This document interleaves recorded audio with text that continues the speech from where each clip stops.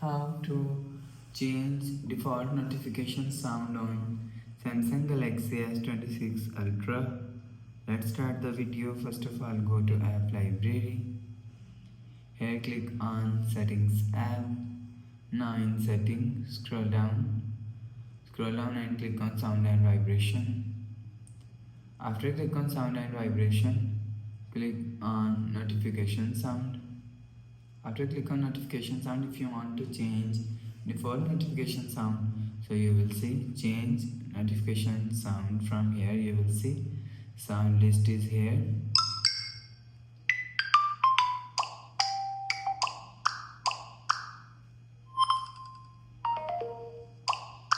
So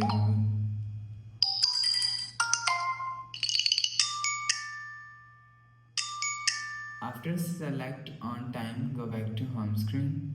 So that's how you can change default notification sound on Samsung Galaxy S26 Ultra. If you like the video, please subscribe. Thanks for watching.